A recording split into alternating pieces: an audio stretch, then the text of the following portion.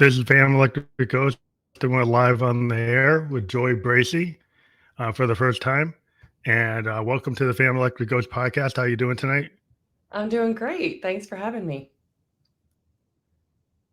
Well, let people know we are a featured podcast on the Newsly network. You can see that little icon up there. It says listen on Newsly. For those of you who haven't tried that out, if you use the coupon code GHOST, you can check that out for 30 days, no cost. We will be on Newsly later today because we are a featured podcast on that program. That is audio only. This is a video podcast, but that's an audio only version that you can check out.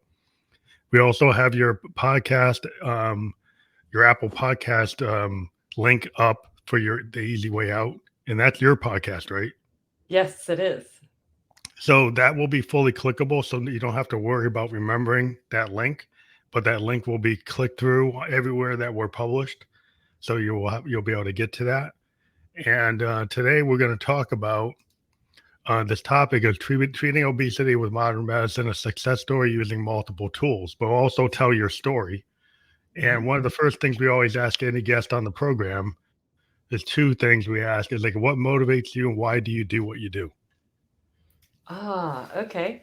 So I am totally motivated by love. I just, when I was a little kid, people would say, what do you want to be when you grow up? And I would say, I don't know, but I want to help people. So I'm definitely motivated by helping others. And that makes me feel good and valuable as a human. And that's why I do what I do also. That's cool. So what made you interested in accomplishing the goal of getting people to lose weight and treating obesity? What's the kind of story behind that story? Well, it started with the fact so I'm a teacher by nature and I'm a CEO in an addiction recovery treatment center. And I am a professor. I teach at Teachers College, Columbia University. I teach self-awareness to master's degree students. And I learn by teaching. I teach self-love and self-healing and self-awareness online in my video content. And when I started to go down this road of my self-love journey, I learned early on that being honest with myself was one of the key components of implementing self-love in my life. And, I was at the time 337 pounds, and I had been obese my entire adult life, and my relationship with food was messed up before I could even eat food because as a little child, my baby teeth were black. They were rotten from the bottle being left in my mouth all the time. Oh, wow. Yeah. So I believe that it kickstarted the genetics that I had for obesity. And so even before I was an athletic child, so obesity didn't really strike until I hit adulthood. But anyway, so I had spent all of this time like this, and I had lost weight so many times and gained it back, and I had sworn it off. I just did body positivity, and I was like, I'm just going to be in a larger body. I'm going to love my body the way it is. I'm going to embrace my curves, and that's it. I'm just going to be fat forever and love it, and I really embrace that. But then aging started to happen, and self-love and self-honesty. And I started letting myself get real about the consequences of being over 300 pounds and allowing myself to face like what health consequences I was, risking, and the price that I was paying, the ways that being 337 was limiting my life. And it was major ways and major price I was paying. It was a huge step. And so I knew that I had to figure it out once and for all, how to lose weight and keep it off. And I knew that it would help me to be teaching other people.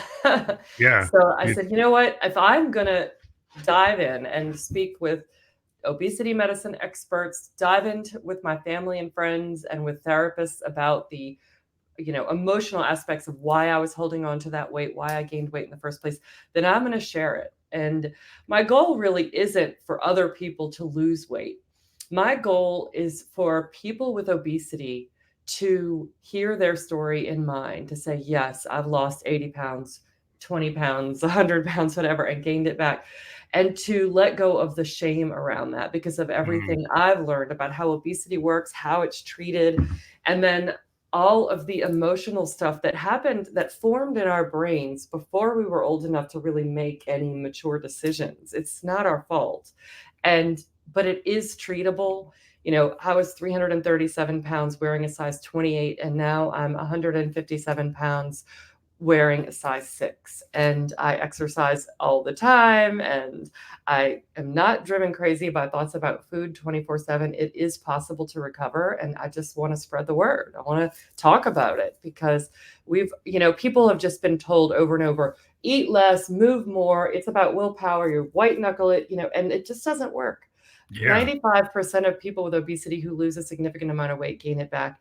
And most of the weight is gained back. We're talking about like they're able to keep off a percentage of that, those 5%. So really nobody without medical intervention is losing all of their weight and keeping it off over 5 years.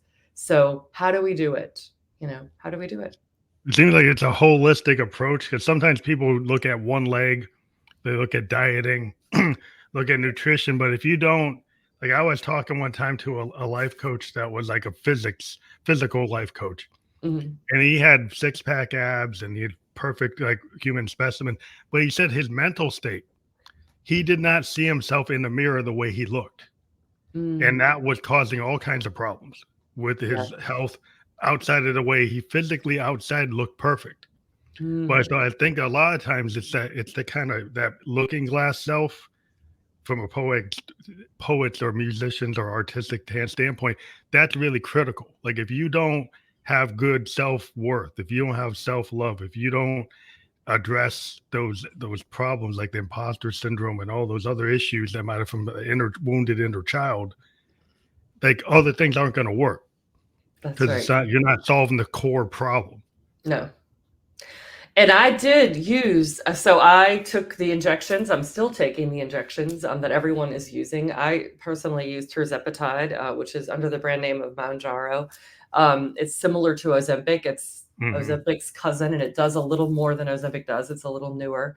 Um, and I had gastric bypass. So that is one leg. And I put what I eat, which is I eat a very healthy diet that's full of protein Hmm. and low fat, low in calories, low in sugar. Um, and I put diet, exercise, my medication, and my surgery all in the same pot. That's one leg of the solution to obesity. That is not going to cover the whole thing. And it is a wonderful, miraculous development in science that we are recognizing obesity as a disease, and there are medications and interventions that can treat the disease. And I think for some people, maybe they'll be successful with just that. But I think for most of us, when the obesity was triggered, like you said, that wounded inner child, I know one of my earliest memories and my first memory of food was my 5th birthday. It was a time where my mom had left me and my little brother with my dad. There were no friends, no presents, no party, no cake. But my dad picked me up from school with a the double pack of Hostess cupcakes with the swirly white lines on Oh top. yeah, I remember those. And he said, happy birthday. This is yours. And you don't have to give one of these to your brother. And it sounds like a sad story, but when I tell you I was thrilled. So by my 5th birthday, food was love, food was comfort, food was Mhm. everything. That is definitely something that I had to figure out, untangle, get to the root of, um, for me to be able to, because I refused to lose a pound on purpose unless I was going to be sure that I had cracked the code and I was going to figure out how to keep it off because I was never going to lose weight and gain it back ever again. Yeah, it's So important. that was really important to me. And that's what I did on my podcast was get with a therapist, get with even with my children. We talked about what it was like for them growing up in a fat family because they were chubby as children, how I handled their overweight, um, what it was like for them with me trying to lose weight. And we just don't hear people having these conversations. But I wanted, it took a lot for me to talk them into that. They're young adults, 22 and 24, and they were really vulnerable on the show, uh, Mhm. speaking their truth and talking about their weight, in childhood was a tough thing. But I said, we are going to help people. People are going to hear this and they're going to know how to handle their children's weight, in a way that won't scar their children. Yeah. Well, So that's like an authentic approach because a lot of people they put on masks, they do like fad things, they do quick hits, 20 steps and then you're done. And like you said, you need to be able to do something that's sustainable for the rest of your life, right? that's right. So the problem with a lot of stuff you see on social media is like, well, I'm going to do this all or nothing process. I'm going to do this 20-step thing and I got to stay on it. But it's like, it doesn't handle all the legs.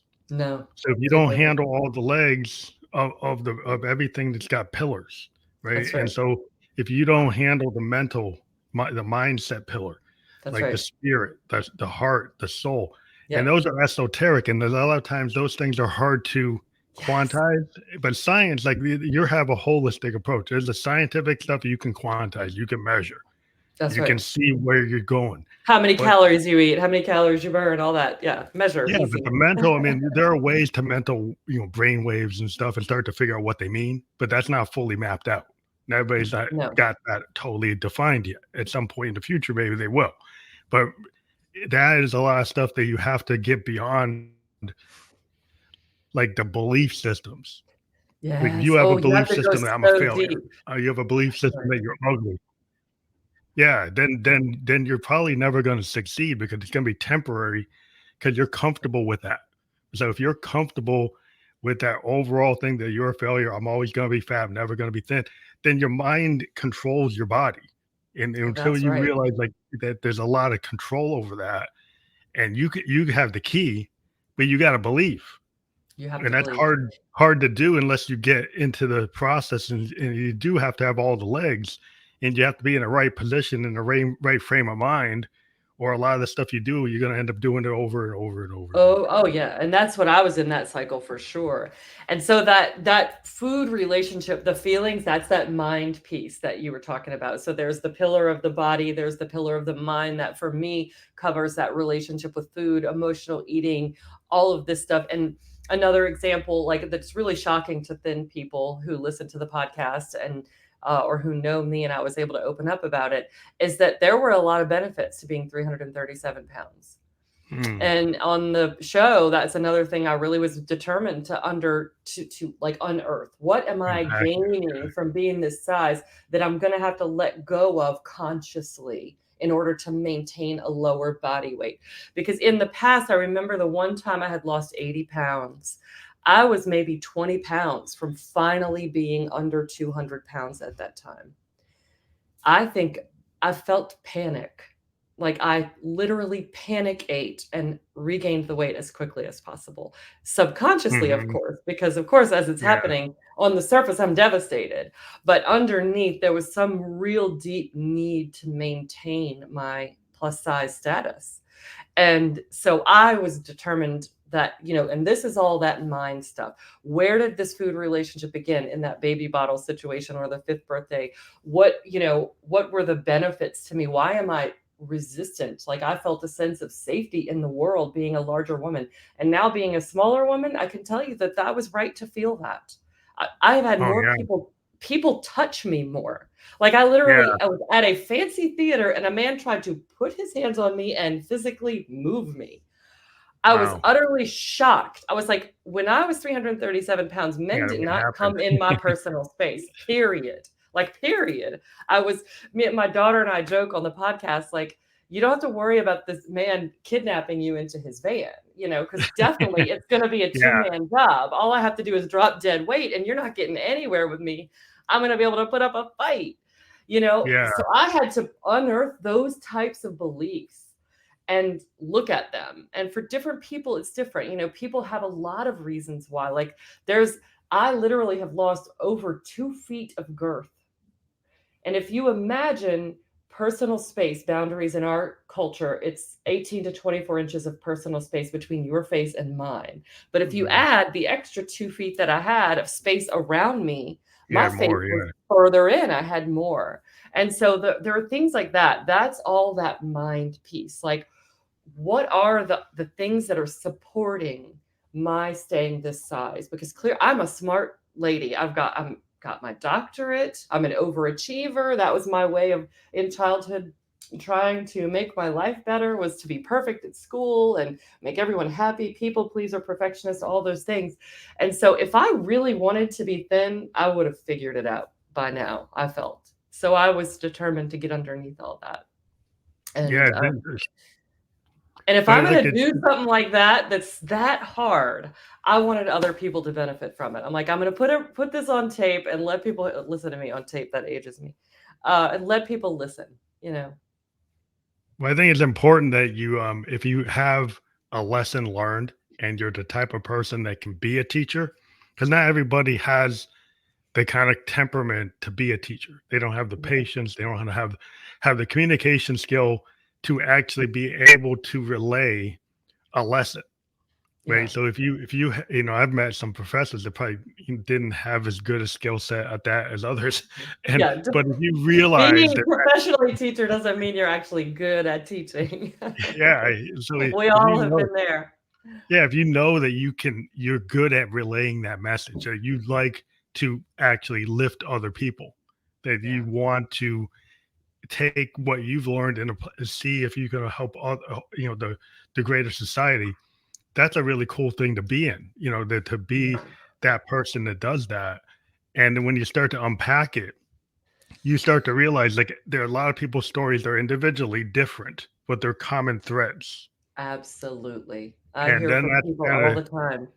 the cookie cutter solutions sometimes try to say everybody's the same. That there are commonalities, but being able to actually read an individual and then seeing how to apply solutions at an individual like microcosm level, understanding the macrocosm of like, yeah, there's general groupings and maybe people fall into these patterns, but it seems interesting. Like once you get into this really kind of mindset work, then you start to realize there's usually not one size doesn't fit all, but there are some Yeah. common, you know, ideas, logic, you know. And remembering that in this mindset thing, so I used to believe that, because I'm a therapist, so I'm big into the feelings. I think that runs everything. And I used to believe that if I just figured out the food relationship, figured out the feelings, that the weight would just melt away. That Mm, that it was all my fault, really, because I didn't have my feelings under control and I didn't know how to cope with life stress and all of that. And that was the real problem. But doing the podcast and exploring this and talking with obesity medicine experts and experiencing getting treatment for my disease of obesity, it's so important, I think, for people, and it actually frees people up to explore those feelings and the shame and all the things that they're carrying around that help them to support being in a larger body, maybe if they don't want to. It frees you up to uncover that if you can recognize that it's a disease, that this is a medical issue, and that you can let go of thinking that it's all your fault or that you're going to just fix it by fixing your feelings or your mindset. Like mindset, yes, my mindset has changed drastically, and I'm happy to share some of those things with your audience or anybody that wants to hear about it. But that alone was not going to get me to where I'm at now, which is a BMI of 25. And, I am healthy for the first time in my adult life. And I had to have the mind, the body, and the spirit all on board, moving in the same direction. So it's not just a matter of fixing myself. It's also about getting treatment for my disease from doctors. hmm And that is possible. It is out there and more help is coming. Yeah, and Not that's just part for of it. this, by the way, but they're testing these medications for use and treatment of all sorts of addiction disorders, alcoholism, and others, because That's people on these yeah. medications have reported they're able to stop drinking. Yeah, I was gonna go there on addiction because like, when they go to like the disease part of it, it seems like it'd be a common thread between like gambling, you know, porn addiction, you know, alcoholism, drug addiction. It seems to be like maybe in the same area in the brain that people are getting caught up in these addictive scenarios or these addictive diseases. And 100%. once you know, and being a musician, being a creative, part of the problem in the creative world is some people feel they have to be in the addictive cycle to actually create art. And if they get connected Mm, to that and then they become successful, is very destructive because Yes. their livelihood gets tied into their addiction, and then that's like how they earn money. That's how they get, and then they're tied to that. It's like that's why some you get the 28 Club, you get the people that pass away because they get too caught up in it. Hmm. You get too tied to a very destructive cycle that doesn't have to be that way. It's a mindset. You don't have to be on a downward spiral to be an artist. You actually Right. can have a different route. You don't have to go that way. That's right. And there's maybe that spirit piece that comes into play. I know for me, my creativity and my spirituality are very closely tied together. But yes, it's the reward center of the brain that gets hijacked by addiction. And so for me personally, I know that my reward system goes in overdrive when I eat sugar. I get a lot of good feeling dopamine from cupcakes Mhm. and donuts and ice cream and all those things.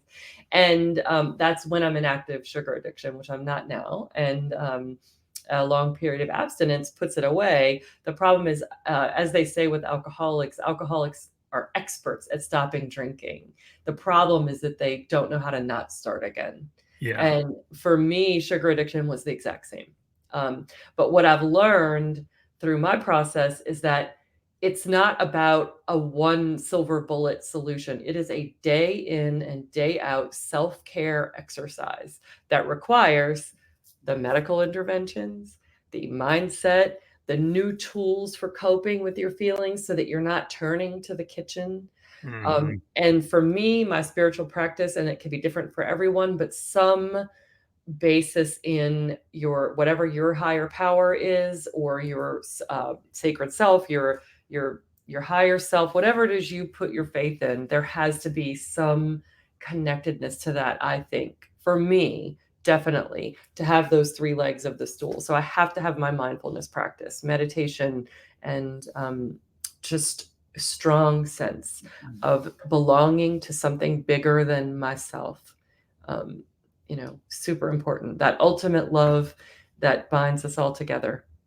Yeah, a lot of it, like, I'm a Buddhist, and a lot of what we do is like mindfulness and balance, That's right. and trying to be in balance with the universe. I practice like a Japanese form of Buddhism that's a lot.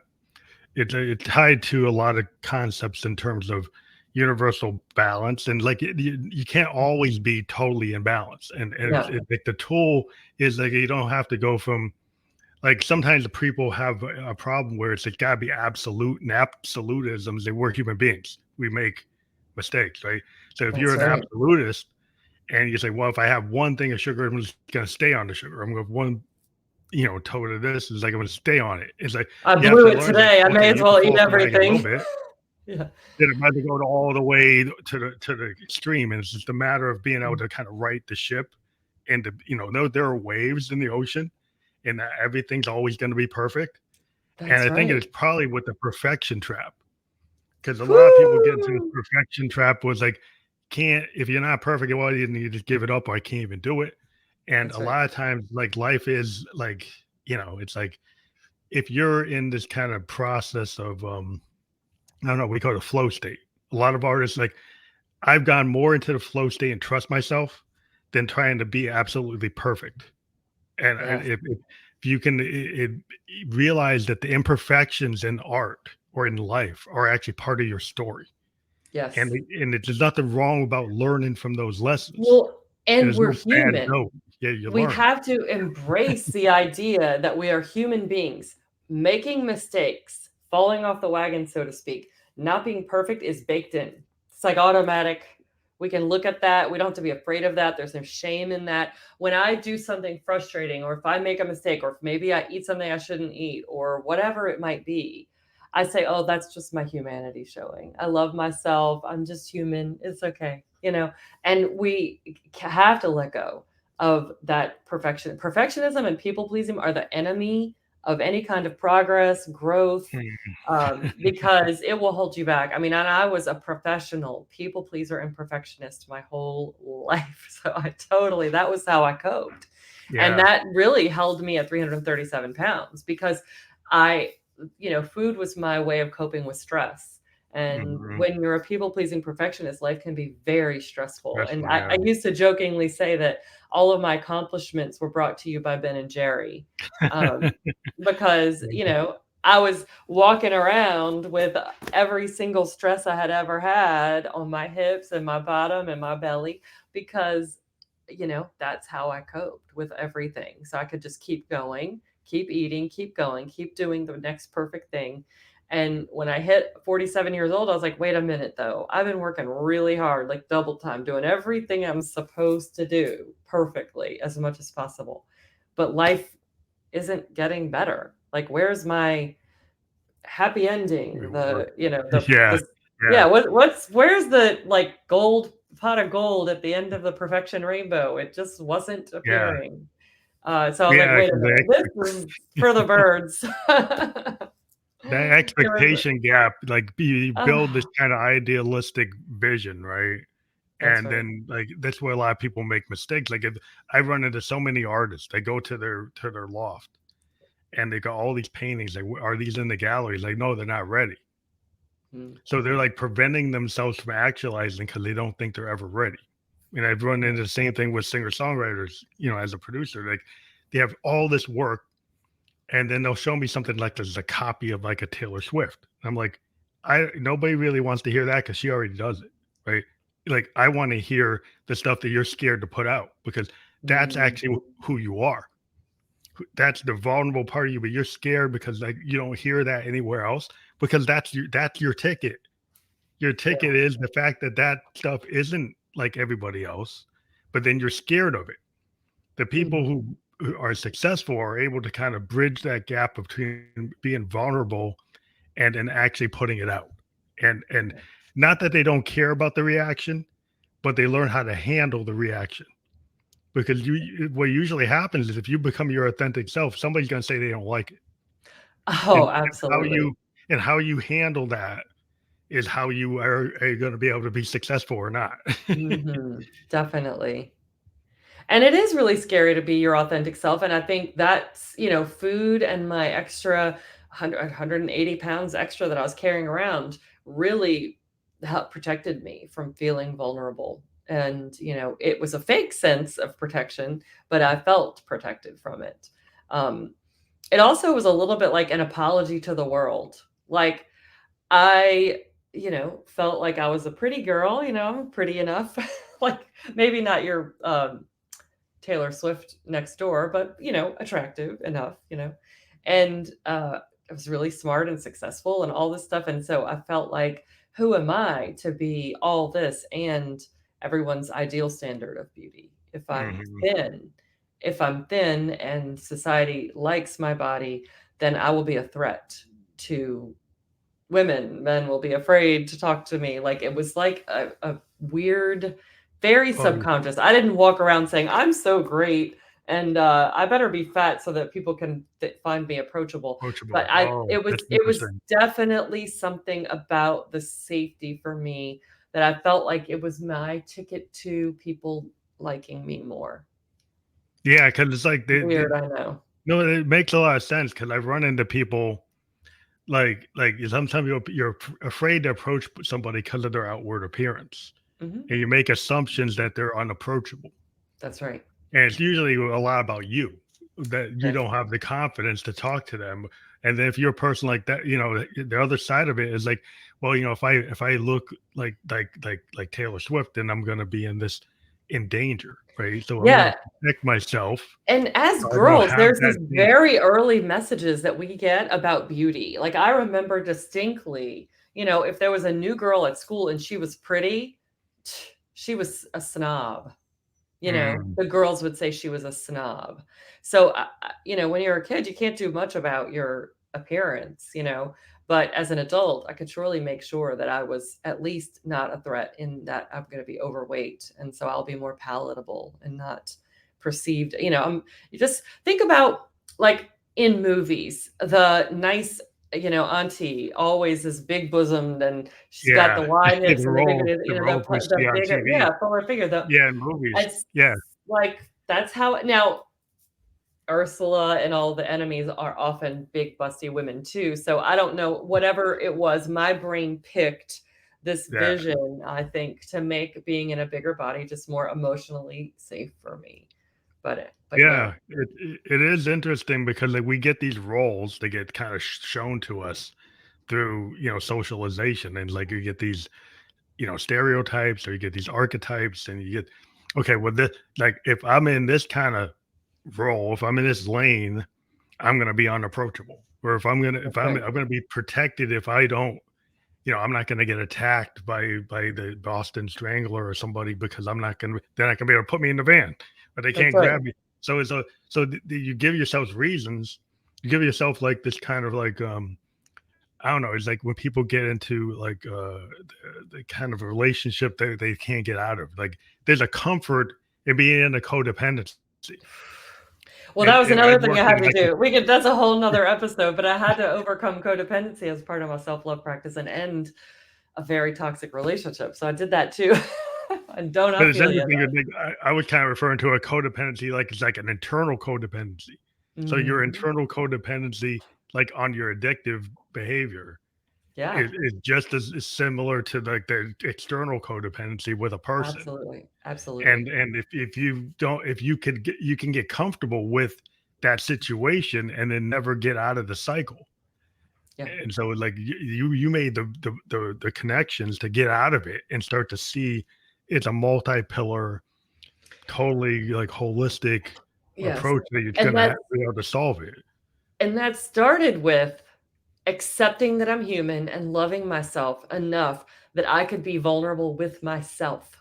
To be able Mm, to look behind the mask of my own self, not even in front of other people, but just like in my quiet moments, say, who am I really? Where are my faults? And to be able to look honestly at my patterns and my history and all of that, because then I made a safe space for myself to explore all of that. And, and all of that and is you totally tied together, setting myself free from food and being overweight and toxic relationships and perfectionism and people pleasing. It was all one big job that was all intertwined. Um, so and on that road, did you do a lot of like journaling or art therapy? Because like to get that story, like the idea with the poets is like the looking glass self is this Victorian concept. There are a lot of the poets like Blake and Wordsworth and Longfellow and Tennyson. They all have this idea like if you start to look at that looking glass self, then Mhm, that triggers the muse. And then when that triggers the mhm, muse, then you start to uncover all this core like material that creates the art. And that mhm. art is usually stuff that's inside and outside into your connection. And you get like channeled to figure out how to build those connections through your art, to see the internal that's similar to the external, and then come up with the art that kind of speaks to everybody. And then they start to understand the same thing because we're all human. We're all feeling those things, is that we're able to actually put it into words Yeah. or put it into music or put it into art. Yeah, I was one of those people that hated meditating. I hated journaling. As a therapist, I would tell people all the time to meditate, to journal, but I never would do it. I hated it. These are things that I've been able to incorporate into my practice now, that I was never able to do before. Mm. My way of uncovering all these things was the videos that I was making on Oh, he did that Instagram, way. Oh, that's TikTok, and cool. Facebook. So as I was learning lessons, I was opening up and sharing them online. And that Mm. is how I kept things organized and moving forward. And I held myself accountable. Like once I said it out loud on a video, like, oh, this is the tool I'm using, and developing these tools, it was like it became real in my life. Yeah, Um, you did video journaling, which yes, actually is a very it's still using your creative self to absolutely. do it. You just found a way that you didn't have to do it in a book, that you did Yeah. it through like the Lots video, of which will give you editing. another. Yeah, totally. And I still really enjoy the creative process of making videos and editing myself into something that's, tied up in a neat little 1.5 minute bow for everyone. That's interesting. So how did you get into the podcast? Since we're talking about podcast, but was it just the taking from that point and then saying, "Oh, I need to extend this to a longer form"? Yeah, I had a friend of mine, because none of this was ever in my aspirations too, by the way. I never ever said, oh, I want to be a content creator. I want to make podcast. Never, ever, never wanted to make TikToks. Mhm. But, here we are. Um, that's the way of the world. Uh, so I was with a friend and I opened up to her and I said, I'm considering having weight loss surgery and I'm considering trying to lose weight. And she was so excited for me. She said, oh, yes, yes, do it, do it, do it. And she said, you need to be making a podcast, because I started telling her all the things that I was thinking about, that sense of safety and all the things I was uncovering. She said, you need to be recording this right now. She put me in touch with someone who became my producer, and that's all she wrote. Oh, wow. Then you got right Yeah. into it. You said something that made me want to point something out for your audience, and that is that you talked about being creators, being authentic, their authentic selves, and being vulnerable and putting out there in their art who they really are. And I wanted to say that when that process is in alignment with that higher self, that inner gut calling, when you feel a calling, like I always felt called to paint. So Mhm. I took, what part of my self-love practice was going down that road. I took painting classes, and this is something that I foster in my life now. If there is an inner nudge that you're ignoring because you think you can't do it, or because you think you're not good enough, that your job in this life is that tiny little flame of that nudge to nurture Mhm. that into a fire. Like, that is all, that is it. That is the end of the story. You are here to love, to create love, to expand love. And you're going to do that by following those inner nudges. And I don't care how big and ridiculous it might sound. If it's something you've been dreaming of, that is your job in this life. I promise. There's never a time where that's not true. And now that does not mean that if your nudge is to make music, that you are destined to be Taylor Swift Yeah. or a pop Yeah. star. No, no, It no. might not Because be. Yeah. you never know who you're touching with your art. And it might be your part in this universe might not be something you ever are able to see clearly until the end. But I promise you, those nudges, like this whole thing started for me because I felt a nudge, a calling to host a women's retreat. That's truly the beginning of this. And I said, well, what in the world would I talk about at a women's retreat? So I started asking my friends, what do you want to talk about? And the inner critic came forward as the message that I was supposed to talk about. So I had to set about learning about the inner critic. And I had no idea. I'm like, I'm 337 pounds. I don't have an inner critic. So I started researching. And that led me down the road of discovering how to quiet the inner critic, how to invite self-love, being honest with myself, losing weight, the mind, body, spirit thing. It opened every door to where I'm at right now. Was that little tiny flicker of a tiny little flame saying, women's retreat, you're supposed to host that. Like, what? Like, I'm not an expert at anything, but I followed the steps. I took steps in that direction, and the universe provided for me and guided me and showed me the next step every single turn. So whatever those nudges are, we have to be following them. Yeah, I'm a big believer in that, because a lot of times, if you're a creative person, you kind of take that muse and you go with it, and sometimes you don't know where it's coming from. And like I said, the muse is not always this external thing. It's like it's basically, I think a lot of creative people, we're in tune with the inner and the outer. And some Mm-hmm. people want to think it's the outer muse that's always doing it, but it's like it's their subconscious.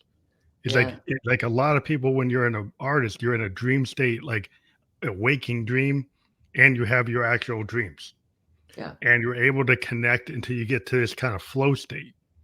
In that flow state, it seems like it's coming from, like, you don't know where, but it's the internal subconscious stuff. It's the something that just happened today. Somebody triggered a memory. There's a lot of things. It's hard to define, Mm-hmm. but I think a lot of I creative call that. people, they can kind of go with it. They go with Yep. it at the time they feel Yeah. it. And that's where courage comes in. Creative people are courageous, and following that inner voice and going with that flow state and letting go of control and letting go of the conscious ego mind thinking it is going to tell everything how it's going to go, that takes courage. And that is where creatives, you'll find the most courage, I think, um, for sure. And that, I call it channeling. Yeah. For me, that flow state happens a lot when I'm a guest on podcasts, when I'm teaching in a retreat, when I'm recording my podcast, when I'm recording videos.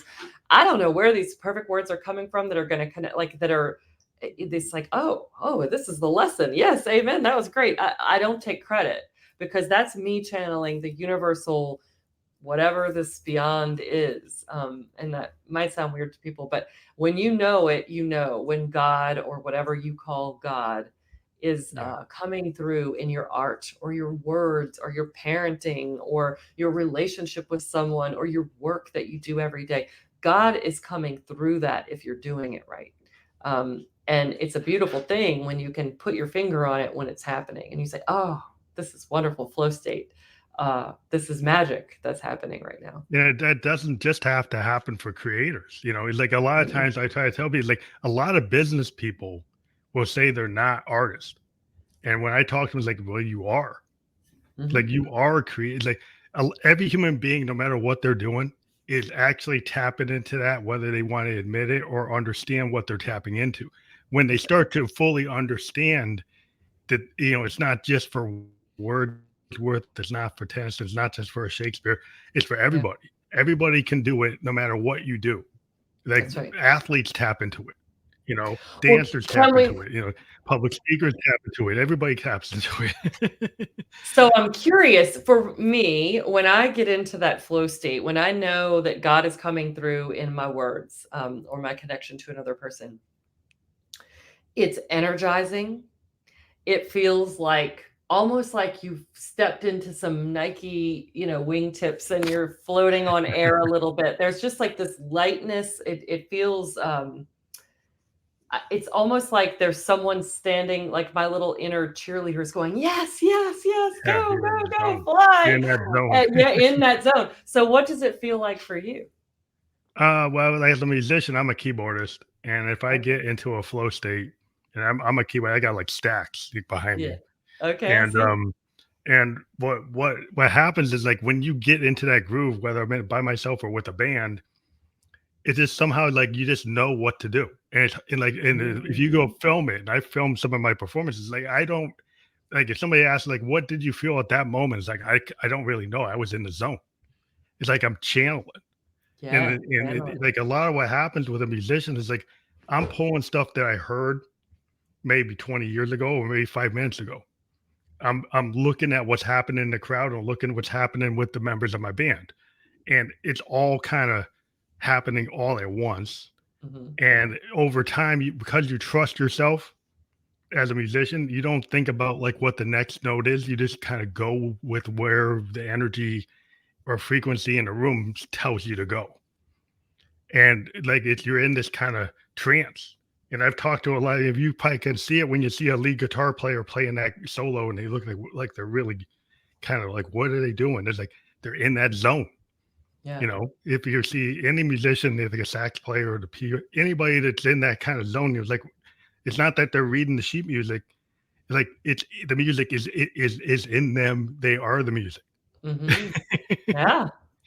It's so funny because when I do this as a therapist and a coach for my with my clients, like there'll be some things like imagine it's got to be the same as a musician. Like you could probably describe to me scenarios where you'd be like your worst nightmare musically, and you're going, your ego mind says, "Oh crap, like what's gonna happen Yeah, now?" hit the wrong note. And Yeah, that, hit the wrong. like, if a client says a certain thing, I'll be like, "Oh, I don't know what to say." And then I open my mouth and the magic comes out, like just somehow I knew and they say, "Oh my gosh, that's the greatest thing." And that's when I know that it's beyond me. It's just beyond me. And it just for me is confirmation that I'm in the right place, doing the right thing at the right time. I've opened myself up. And, a friend of mine, he said, you gave your life to God a long time ago. And he uses that terminology, God, where I might say the universe.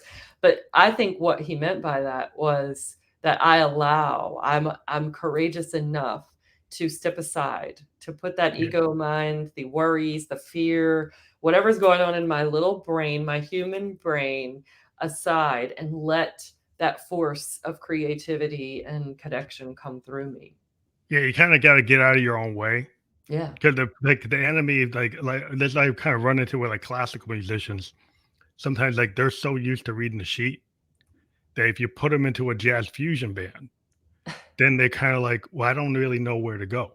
Yeah. It's like we might have a general sheet, but then we'll go off somewhere that's not written down, Yep. and then they don't trust themselves enough to go there.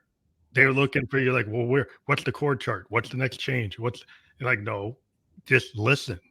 And Right. some of these guys, they either can get it and start to feel it, and other ones, it's like, I can't really get it because I'm looking for something that's kind of preordained or pre-written, and they can't feel the moment. And you're like, Right. but you're technically just as good as I am as a musician, but you're used to having a plan. You're used Yeah. to having somebody tell you what the words are. It's like a method actor. They can have the script, but they can go off. And Yeah. they actually absorb the character. And I said, well, you know, the character's really going to say this. And they tell the directors, like, I'm going to say this because I think this character, this is what I'm feeling. Mhm. And they'll go off script and do something better than what the writers wrote That's right. because they actually got into it. And it's the same for therapists, by the way, because about probably at least half of people who are therapists are by the book therapists. And I'll tell you what they teach in therapy school. Basically, you're not supposed to give advice. You're not supposed to interpret, really. You're supposed to help lead a client to discover these things for themselves. What that leads to is a lot of people who want to help others and they become therapists, but that's not their calling. And they do this. Oh, and how does that make you feel? And what do you think about that? And there's no inspiration. There's no, they're not letting go. They're following the book. And I did all that. I did learn those things, but I'm not that kind of therapist or coach. Like, I am a totally different kind of therapist and coach. We're going to really make change here because I open the doors and let the universe guide the process. Yeah. That's a But in different way all of of this, being. it is. And when a person, is ready for change and they meet a therapist like that, there's going to be some magic and it's going to sometimes hurt. Oh yeah. Well, um, that's the thing is, like, things that go forward are not always easy and not always yeah. not painless. That And this is sometimes why The Easy that's a Way hard Out thing is the for name people of to my get. podcast.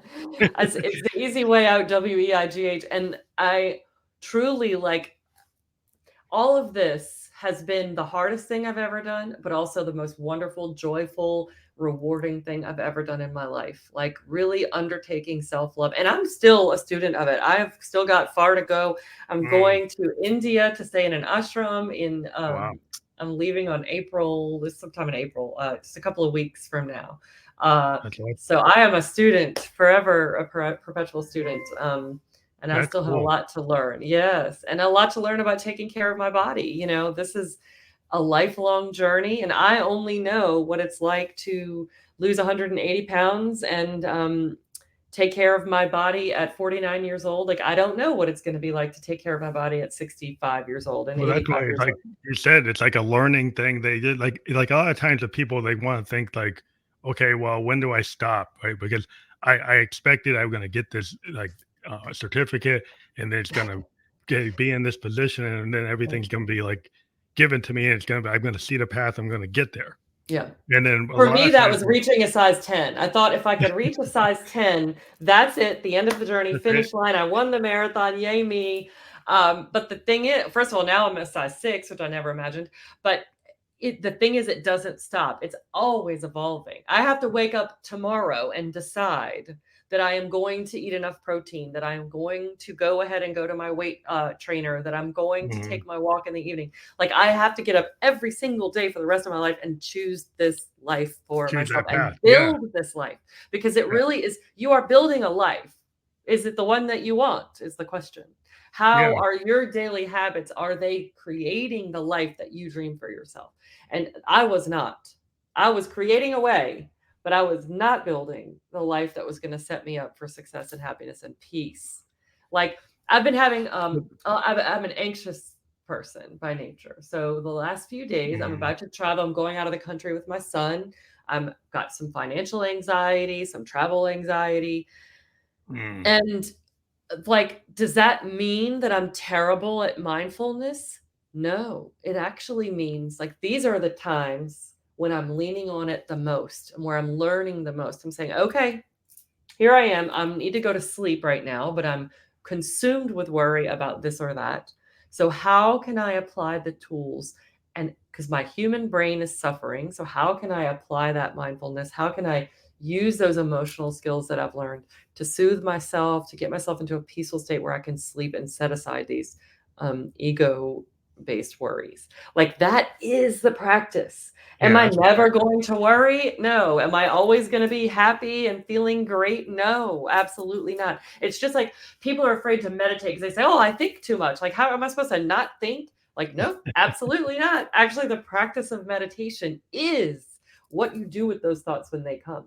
yeah. It's how It's do you not that control you're it? going to Yeah. be free of thoughts unless you're like Jesus, Buddha, maybe they Yeah. get free of thoughts sometimes. Like Eckhart Tolle, I suspect, has some freedom from thoughts sometimes. But we're humans, we think. Like our brains just want to do that. So the practice of meditation is like volleying those thoughts. Like, oh, another thought, off you go. Oh, another thought, off you go. It's So how you handle it. how you handle Yeah, it. And it's like so it's a big. I've been very anxious Yeah. for days, but it's how I'm handling it. Am I reaching for cake and ice cream before I go to sleep to soothe that anxiety? No, I'm not. Am I reaching for sleep medication to soothe that anxiety? No, I am not. I am using visualization techniques, focusing on my breath, giving myself love and compassion, and that's the deal. That's the deal. Yeah, once you find these other techniques that don't like put you in a bad worse state, because a lot of times, Western mindset is like, well, I take one pill and then I need another pill for that pill, another pill for that pill, and Yeah. it just cascades and it's not really solving it. Yep. So what you have to do is try to find a way to get rid of the noise. Like there's a lot of noise that happens, and I think meditation is a skill set to kind of not that all the noise is gone, Yeah. but you find a ways to manage it so that Mhm. these kind of desperate or weird dissonant thoughts or things that kind of just keep on preying on your mind, you find ways to address it so you can get to a more peaceful state, or at least you're more in tune with the Yeah. universe. And that because it's like a balance, you're not always going to be fully in tune, and you have to work on it. It's like this pendulum going from one way to the other. It's always going to be like that until you get to the next form. So you're always going That's to have right. to That's address right. that. Because the nature of being human is that you're always out of balance. And the practice is like, think when you say that, like picture if I were to put you on a tightrope and you're literally trying to balance. Is there ever going to be a time where you're in perfect balance and you are not at risk for falling off that tightrope? Not really. No. The whole point is that while you're on that tightrope, you better be focusing on balance because you're not in balance. Just by nature of being human, our bodies are not perfectly balanced on a tightrope, right? Like that's not our natural state. So when you're on that, you have to be thinking, you have to be adjusting and moving and holding that balance. If you go to yoga class and you're doing tree pose, balancing is a practice. You got to work at it. Yeah, And it's the it's not same in as our lives. intuitive. So things are coming and going. So like right now, my house is a little bit out of order, but I've got this trip coming up. So there's, things are going to be great over here, not so great. That's just the juggling act of being human. So expecting perfection is the trap. It's the trap. And the Yeah, same, all of this goes for losing weight and taking care of your body. It's truly the key to everything, including that. well, I'm Plus good. I medical think, treatment for obesity. but I think it's really awesome that you've you got to the point in your life where you figured out that it's not going to be this fad diet or this like Mm-mm. 20-step this or this particular book that's going to solve it. That it's a holistic solution.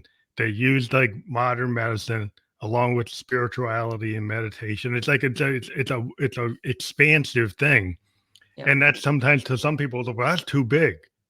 Well, Mhm. life sometimes like you got to maybe take bite-sized stabs at it That's right. and not try to do it all at once.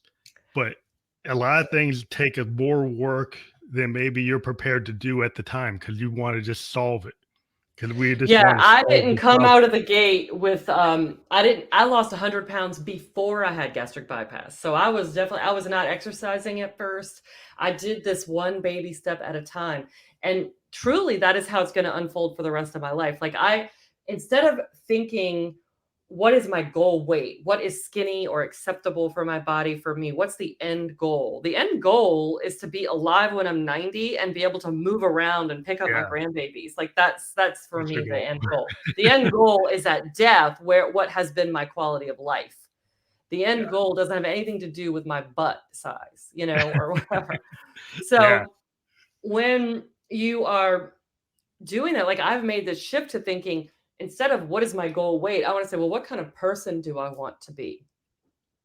I want to be the kind of person that goes to yoga on Wednesdays, that goes to the weight trainer on Tuesdays, that goes to Orange Theory twice a week, that walks my dog, that eats healthy, that enjoys life, that has a body that's able to move around and not in pain. That's the kind of person I want to be. That's the kind of life I want to have. And so every single day I have to make a ton of tiny decisions that build that life. Yeah. I think that's a holistic picture, because a lot of times, like, if you say, well, I just want to be able to fit in this dress or fit in this suit or go to this party to show that I'm this and that, and then later let yourself go. The whole point to me is, like, I'm a type 2 diabetic, and like I have to stay in an A1C so that I'm still here, right? Yeah. That I can enjoy my grandkids, that I can enjoy the future, that I can retire. But if I don't pay attention to that, right, I'm not going to be here. And So that is made up by a million tiny decisions every day. yeah, you Not have to to eat make this a or to eat decision that. to like, if you don't keep your A1C over time, you're not going to be here, because you're going to Mhm. stroke out. You're going to, you're going to, get dialysis. You're going to go into all these bad outcomes Mhm. if you don't take it serious. And Yeah. there's a lot of people, they get diagnosed with something like that and they don't take it serious. And so you have to understand, like, where you are, and whether you have a disease or not. Like, whether in I have, the type 2 diabetes is just as real as any addiction or any other disease. Mhm. But like, you have to understand where you are and address it. I had a father, he didn't really pay attention to his diabetes. I had a grandpa, didn't pay it or not here. Oh, yeah. So like, if you don't pay attention, that's what happens. Well, and So obesity like, and diabetes are I got closely related. yeah, I Uh, got a lesson. I got, mhm. lessons from my grandpa and my pop. Like, Yeah, and you if I feel don't that loss, and you don't wanna continue, you don't wanna grow that pain. Like I said earlier, our job is to expand love. You don't wanna expand the pain of that by making your grandchildren lose their grandpa. You want to yeah, stop that cycle, and you want to end that pain. Like, let's start a new thing where you're teaching your grandchildren to take care of themselves, to manage their health conditions, that you're totally flipping the script in your family history. Not to say that, and again, we want to release shame and let go of shame and blame around health, right? Because we're human and our bodies need a lot of management. It's really hard. Our food supply chain is totally built to make us addicted and oh yeah. unhealthy. And so it wasn't your dad and your grandpa's fault But yeah, also. they didn't understand it, and they didn't Yeah. take it serious, and they didn't really know how much they needed to participate No, and in they their probably healthcare. didn't have access to the healthcare that they deserved, Yeah, they that they probably didn't. needed. I know my grandpa didn't. He Yeah, didn't really understand, what he was eating and the connection. right. My pop might have understood, but he was kind of tied to patterns from grandpa. Yep. And later in life, he tried to reverse it, but it kind of gone too long. So, Yeah. I mean, it's like, sometimes you get put on a track and you try to do what you can to minimize it, but you didn't realize you're on the track until you did it too late. So Yes. a lot of times you find out where you are, you try to do what you can, but you just got to at least be involved in your own life. And I Yes. find sometimes people Take are not even, control of that health. Be they're not willing to look at involved. those numbers. Like, I know for years, I would avoid any kind of blood work because I didn't want to hear that I was diabetic and that I was gonna have to give up sugar. But Mm, listen, and this is an important thing too. I every day, at least once, I picture 337-pound Joy, and I send her love and gratitude. I think about the courage that I had to have at 337 pounds to say, what are my health numbers? Can I attempt weight loss again? Can I risk the heartbreak of losing weight and gain it again to try one more time to take control of my life and my health? Like, that took so much courage. And as a therapist and coach, when I work with people, we often identify the trouble spots in their lives. And I say, listen, like, let's identify the trouble spots fear-free. Just because we might identify that your marriage isn't so great, that doesn't mean that I'm going to be pushing you off to a divorce lawyer next Tuesday. Like, we can take this one step at a time. You have to free yourself of the worry over the outcome to look at the problems, like to get those blood sugar numbers, to assess honestly where your marriage is, without worry about what the outcome is going to be. And then you take it one step at a time to make the little shifts and corrections in your life, as big or as little as you want to do. Like having gastric bypass is a pretty extreme decision. That was a big leap. But like I said, lost 100 pounds before that. So it was baby steps, Yeah. And I think it's the same for any of these things that we dream for ourselves, any of those nudges that we're feeling. To take those by the horns, you have to be able to let go of that attachment to the outcome. Yeah, that's really, really important. I like the way you approach things. Like you're looking at Ozempic, you're looking at things like that. Looking at drugs like that. You're looking at the bypass. You're looking at mindfulness, spirituality, diet, exercise. And just meditation. A lot of times people will just do one part of that, like we've talked about. They take one pillar and they think it's going to solve it. And maybe outwardly it looks like it does, but like overall, then it doesn't, because you go right back into the pattern because you haven't solved the core pillar. And it's really like we've been talking about balance. I mean, that's foo-foo, but it's like balance is very important. It's that everybody's on that tightrope. If you When don't I promise you, if you've had obesity for any significant amount of time and you are significantly overweight and you've managed to lose the weight without all three of those things, the mind, body, the spirit, the pillars, it's, at least the emotional part and the mind part have to come with it. You are going to have transfer addiction. So you are not going to walk out of that and be like, all of a sudden I don't need ice cream to survive life anymore. Like, nope, what you going to do? So you're going to be over shopping. You're going to be gambling. You're going to be using sex. You're going to be using alcohol or other drugs. You're going to be doing something, I promise. And because I deal with those temptations all the time. Shopping is a major one for me, and scrolling, these are things I have to rein in and say, what's going on here? Why do you feel like you need another pair of pants? That's really interesting because we talked about addiction. You get this transference from one thing to the next. Absolutely. You stop smoking and then you do something else. Somebody stops smoking, but they didn't really get rid of the core why they were smoking. So then they get into shopping, or they get into something else, and they're stuck on some other thing. That's right. It's very common for people after bariatric surgery to die from alcoholism. It's quite devastating, actually. Alcoholism after bariatric surgery is a very high risk. So if you go into it without investigating the emotional part, you are putting yourself in major risk for an even deadlier disease, because your body has lost the ability to process alcohol in the same way. So the disease of alcoholism will progress extremely fast after bariatric surgery. So yes, when you start drinking too much, you are going to get to that like liver disease and the deadly parts of alcoholism much faster than another person who maybe has been drinking forever, but they still have their stomach intact. Yeah. Yes. So that's something for people to think about. There's a very real risk. Yeah. Yeah. I think it's just the balance and being able to understand it's not just one issue. Usually there's multiple issues all tangled together. And you have to kind of look at it as a long-term, lifelong, something that you're going to have to be able to manage it. And so if your solution is something that you can't actually maintain for like more than 6 months, then that's probably not going to be a lifelong solution. Right. That's right. There's no food that is against my, there's nothing that is banned from my diet. I don't eat beef and pork, but that has nothing to do with weight loss. Yeah. But if you have to find a way to be like not so crazy on one extreme or the other, because you're probably going to easily go back to, well, I'm never going to eat this again. Yep. And I have to be very careful about sugar is my thing, right? I never had a problem with chips or salty things. It was always the sugar.